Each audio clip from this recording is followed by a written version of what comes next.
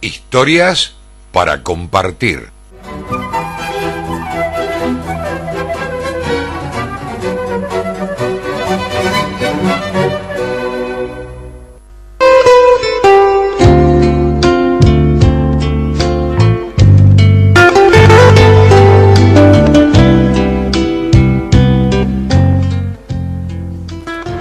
Habrá escuchado muchísimas veces ese latiguillo, y de carne somos. Esto que ya lo podamos aplicar a estos chimentos históricos que han sido publicados después de haber revisado antecedentes de gente muy famosa en el mundo. Le doy un ejemplo. Alguien a quien lo denominaban el amante sordo era Francisco de Goya.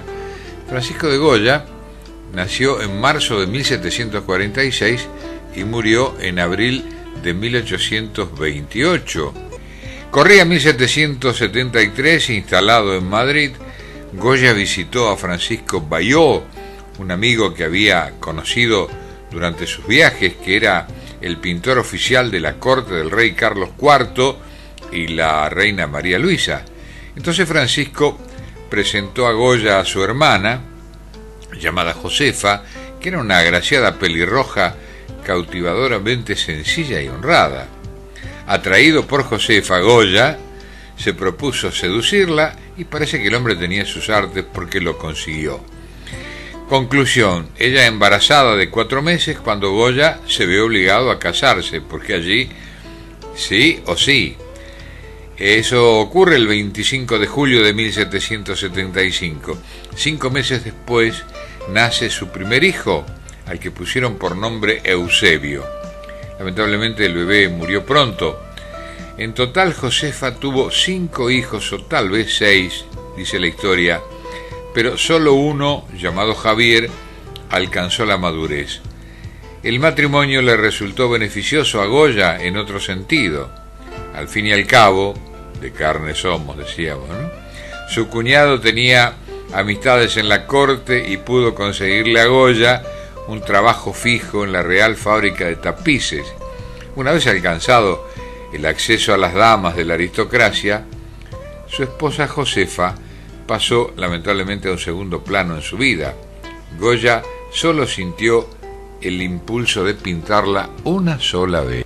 La más apetecible de las aristócratas de la época era alguien muy obstinada, fogosa, licenciosa, que tenía un título nobiliario. Era la duquesa de Alba, que entonces contaba 20 años y se había casado con el malhumorado marqués de Villafranca a la edad de 13 años. Entonces Goya la vio y la deseó desde ese primer día. Le sobraban motivos, la hermosura de la duquesa era impresionante, cuentan los chismógrafos de la época. Goya conoció casualmente a la duquesa en el transcurso de una reunión social. Después, un día del verano de 1795, ella visitó a Goya en su estudio, porque quería que él la pintara, o pintara justamente su rostro, es decir, que la maquillara.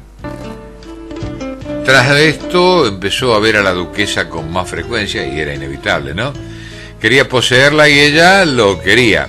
Al final, según la expresión de la época, ella le concedió sus favores.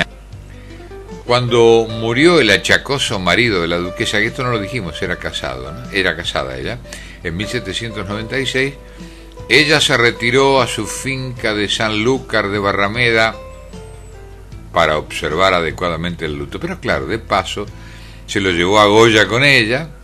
Ambos permanecieron juntos varios meses, seguramente dándole marco al duelo por el esposo muerto de ella.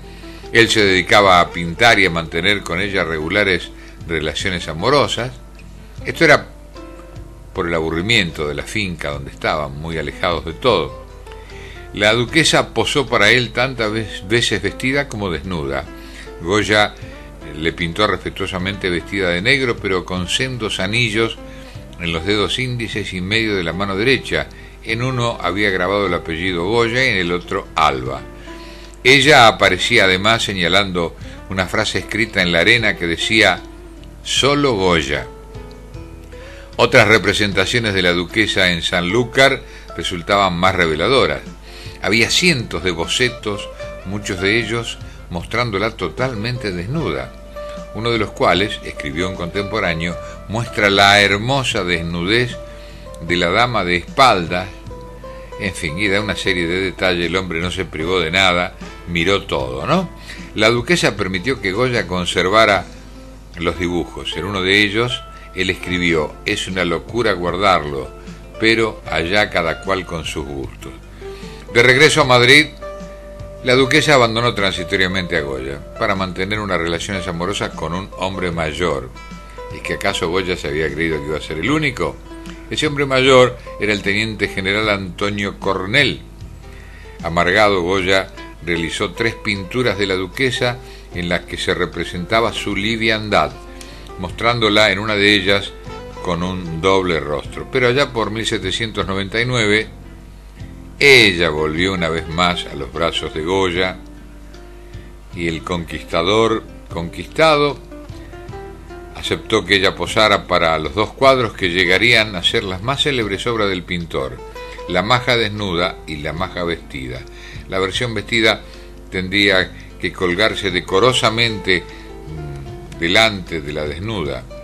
Este desnudo de Goya fue, dicen, ¿no?, los historiadores, el primer óleo de esta clase que se pintó, en palabras de André Malraux, como algo erótico sin ser voluptuoso. La duquesa guardó para sí estos 2 cuadros. Más tarde ambos lienzos serían heredados por Manuel de Godoy, el amante de la reina de España. La duquesa de Alba murió repentinamente en julio de 1802 y ella recordó su amor por Goya en su testamento, legando la suma anual de 3.500 reales a Javier, el hijo de Goya. 10 años más tarde murió Josefa, la esposa de Goya, y el hijo del pintor se había casado con la hija de un acaudalado comerciante y tenía su propia casa. Goya ahí notó que se había quedado muy solo. Abandonó Madrid y se fue a vivir en una localidad a orillas de Manzanares.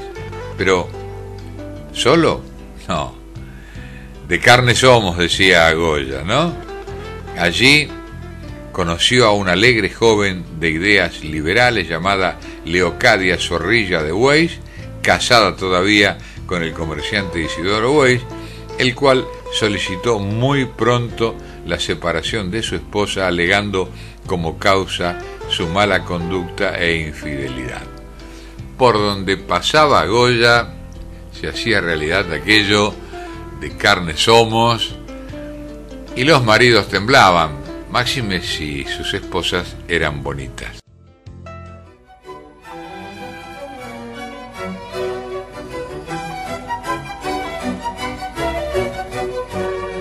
Historias para compartir.